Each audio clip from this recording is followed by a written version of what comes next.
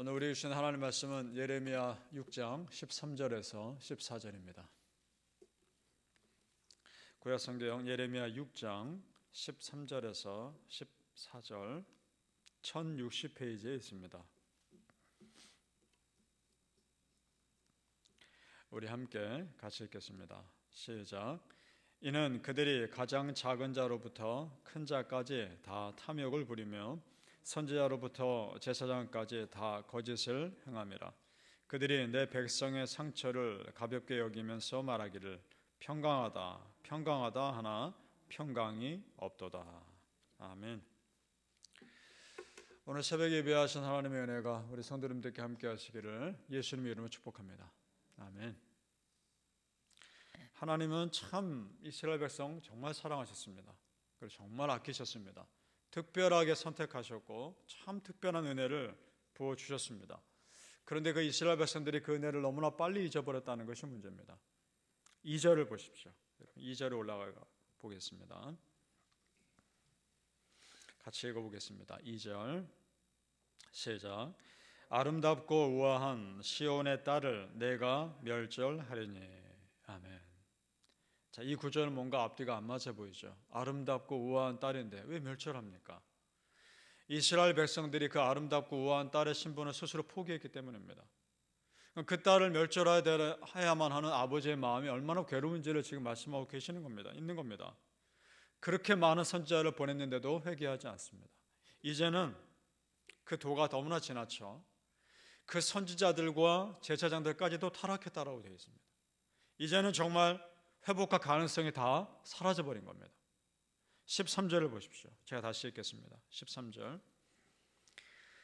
이는 그들이 가장 작은 자로부터 큰 자까지 다 탐욕을 부리며 선지자로부터 제사장까지 다 거짓을 행함이라. 이스라엘 공동체 안에 영적 정화 능력 자체가 완전히 사라져버린 겁니다. 의인 10명이 없어서 하나님의 심판받았던 소돔과 고모라보다 더 심각한 겁니다.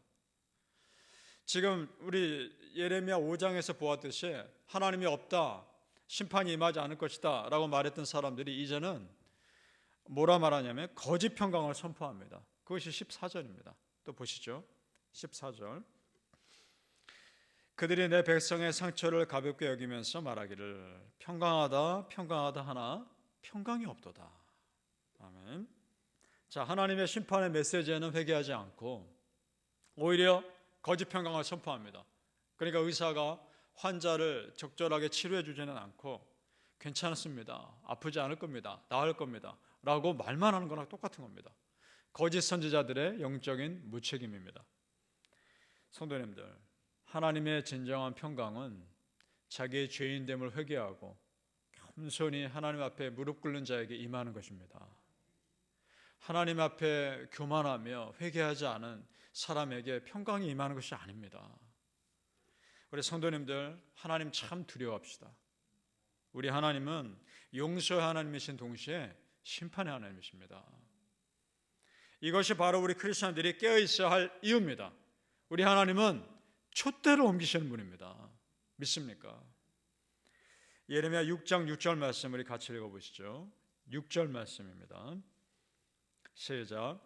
만군의 여호와께서 이와 같이 말하노라. 너희는 나무를 베어서 예루살렘을 향하여 목책을 만들라. 이는 벌 받을 성이라. 그 중에는 오직 포악한 것뿐이니라. 아멘. 여기서 너희는 바벨론입니다. 바벨론 제국에게 지금 하나님께서 그렇게 하시는 겁니다. 실제로 바벨론 제국의 사람들에게 명하셨다는 것이 아니라 그렇게 역사를 만들어가고 계시는 겁니다. 자, 보세요. 지금 하나님은 바벨론을 이스라엘 심판하는 도구로 쓰십니다. 가나안 땅에 정착할 때 여러분 기억하십시오. 이스라엘 백성들을 가나안 땅에 우상 숭배하는 나라 심판의 도구로 쓰셨습니다.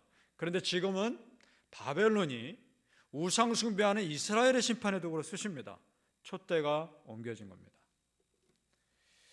우리가 만약 믿음의 길에서 떠난다면 하나님은 우리의 사명의 촛대를 옮기셔서 또 다른 자에게 사명을 넘겨주실 겁니다. 우리 하나님 참 두려우신 분입니다. 언제든지 맡겨준 사명의 길을 우리가 떠나면 하나님은 우리에게 그런 심판이 임할 수도 있다는 걸 기억하시기 바랍니다. 이것은 크리스천 한 사람 한 사람에게 주시는 메시지이기도 하고 교회 공동체에게 주시는 메시지이기도 합니다. 교회가 순수한 믿음의 길을 떠나면 하나님은 그 교회에서 촛대를 옮겨서 또 다른 교회의 사명을 주실 겁니다. 참 두려운 일입니다. 계시록 2장 5절에 이런 말씀이 있습니다. 그러므로 어디서 떨어진 것을 생각하고 회개하여 처음 행위를 가지라. 만약 그리하지 아니하고 회개하지 아니하면 내가 너에게 가서 네 촛대를 그 자리에서 옮기리라. 아멘. 믿으십니까? 하나님께서 이스라엘 백성들 애굽에서 노예로 끌어내셔서 가나안 땅으로 불러내신 이유가 뭡니까? 그 땅에 우상 숭배하는 나라 심판하시고 그 땅에서 하나님 나라 세우기 위한 거 아닙니까? 그런데 이스라엘 백성들이 더 열심히 우상을 섬겼지 않습니까? 그렇다면 그들이 가나안 땅에 존재할 이유가 사라진 겁니다. 그럼 어떻게 됩니까? 그 백성들을 들어서 바벨론 땅으로 옮기지 않습니까? 사명을 잃어버린 백성은 하나님께서 그 사명을 옮겨서 또 다른 백성에게 주시는 겁니다. 성도님들, 끝까지 그 사명 지키시기를 축복합니다. 우리가 이 땅에 사는 이유가 뭘까? 지금 우리 교회가 이 뉴욕 땅에 있는 이유가 뭘까? 그것을 끊임없이 생각하며 하나님께 물어보며 답을 찾아가야 합니다. 이것을 생각하는 것과 그렇지 않은 건 천지 차이입니다. 이 사명과 본질에 대한 생각이 하나님을 향한 나의 첫마음과 순수함을 잃지 않게 만드는 것이기 때문입니다. 믿으십니까? 사랑하는 성도님들, 여기까지 인도하신 하나님의 은혜를 기억하시고 여러분에게 맡겨주신 그 사명 끝까지 감당하시기를 예수님 이름으로 축복합니다. 아멘. 참으로 하나님의 은혜는 겸손한 사람에게 임합니다. 그리고 겸손한 공동체에게 임합니다. 하나님은 참 겸손한 사람 사랑하시고 겸손한 사람 귀하게 쓰십니다. 성경 역사에 보면 그렇습니다. 그래서 예수님이 신약 성경에 보면 바리새인과 서기관들 그 교만한 사람들에게 말씀을 전하실 때 반복해서 하시는 표현이 있습니다. 어떤 표현이었느냐? 들을 귀 있는 자는 들을지어다. 이 표현하십니다. 무슨 말씀인가요? 너희가 정말 하나님 말씀 들을 만한 겸손함이 있으면 새겨 들어라. 이 말입니다. 오늘 말씀도 비슷한 구절입니다. 우리 10절을 같이 읽어보죠. 10절 말씀 시작. 내가 누구에게 말하며 누구에게 경책하여 듣게 할꼬. 보라, 그 귀가 할례를 받지 못하였으므로 듣지 못하는도다. 보라, 여호와의 말씀을 그들이 자신들에게 요구로 여기고 이를 즐겨하지 아니하니. 아멘. 자, 지금 이 말씀은 이런 겁니다. 너희가 세상의 소리에는 그렇게 예민하게 반응하면서 나 하나님의 소리, 하나님 말씀에는 귀를 닫고 있구나 하면서 지금 책망하고 계시는 겁니다. 신약 성경에 보면 하나님의 아들이신 예수님의 말씀을 전하는데도 이 말씀을 듣는 사람이 있는가 하면 안 듣는 사람이 있습니다. 그러면 어떤 선지자가 와도 어떤 설교자가 와도 안 들을 겁니다. 그래서 지금 예레미야도 마찬가지 아닙니까? 그 훌륭한 예레미야 선지자가 말씀을 전하는데도 자기들 마음에 듣지 않으니까 안 듣는 겁니다. 그래서 하나님은 계속해서 경고합니다. 그것이 8절입니다. 8절 말씀 또 같이 읽어보죠. 시작. 예루살렘아, 너는 훈계를 받으라. 그리하지 아니하면 내 마음이 너를 싫어하고 너를 황폐하게 하여 주민이 없는 땅으로 만들리라. 아멘. 끝내 듣지 않습니다. 그리고 이 말씀처럼 예루살렘 땅은 황폐하게 됩니다. 우리 하나님 참 두렵습니다. 그리고 우리 하나님의 말씀은 그대로 이루어집니다. 하나님이 나에게 은혜의 기회 주셨을 때 그 기회 붙잡으셔야 합니다. 하나님의 은혜냐 세상의 심판이냐 둘 중에 하나이기 때문입니다. 중간지대는 없습니다. 우리가 성경 읽을 때, 그래서 성경 읽을 때, 또 예배 가운데 말씀에 선포될 때 이 말씀 나에게 주신 말씀으로 아멘으로 받으셔야 합니다. 우리 예배드리러 오실 때 하나님 나에게 어떤 말씀 주실까 기대하며 오는 사람과 그런 마음 전혀 없이 그저 습관적으로 오는 사람 둘 중에 하나님 말씀에 선포될 때 누구에게 말씀이 역사하겠습니까? 간절한 마음으로 오는 사람에게 말씀이 역사하는 겁니다. 믿으십니까? 그 간절함이 우리에게 있기를 소망합니다. 이스라엘 백성들이 이렇게 교만하게 된 것은 가나안 땅의 풍요로움에 젖어서 광야의 간절함이 사라졌기 때문입니다. 우리 성도님들, 우리의 몸은 비록 풍요로운 이 뉴욕 땅, 이 가나안 땅에 있다 할지라도 우리의 영성은 광야에 머물러야 합니다. 광야의 간절한 영성이 나를 살리는 겁니다. 믿으십니까?